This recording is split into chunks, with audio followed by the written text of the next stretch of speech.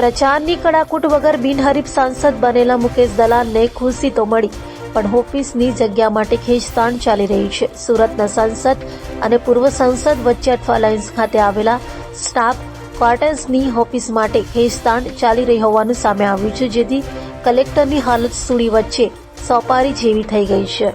સુરતના સાંસદ અને પૂર્વ સાંસદ વચ્ચે ઓફિસને લઈ ખેંચતાણ શરૂ થઈ ગઈ છે. સુરતના પૂર્વ સાંસદ દર્શનાબેન જરદોસ પાસેથી ઓફિસ મેળવવા બિનહરીફ ચૂંટાયેલા સાંસદ મુકેશ દલાલે કલેક્ટરને 2 વખત લેખિત અને 1 વખત મૌખિક રજૂઆત કરી માંગણી કરી છે. આ પછી કલેક્ટર દ્વારા પૂર્વ સાંસદ દર્શનાબેન જરદોસને ઓફિસ પરત કરવા વારંવાર પત્ર લખ્યા છે, પરંતુ તેઓ ખાલી ન કરતા હોવાથી વિવાદ વકર્યો છે. બંને વચ્ચે સરકારી ઓફિસ માટેની ખેંચતાણમાં કલેક્ટરની સૂળી વચ્ચે સોપારી થઈ હોવાનો ઘાટ સર્જાયો છે. કલેક્ટરાલયના માર્ગ અને મકાન વિભાગ દ્વારા ઓફિસ ખાલી કરી આપવા પૂર્વ સાંસદના પીએને પત્ર લખવામાં આવ્યો છે. પત્રમાં ઉલ્લેખ કર્યો છે કે આપશ્રીને જગ્યા ખાલી કરવા વિનંતી કરી, પરંતુ હજુ કચેરીને સુપરત કરાતી નથી.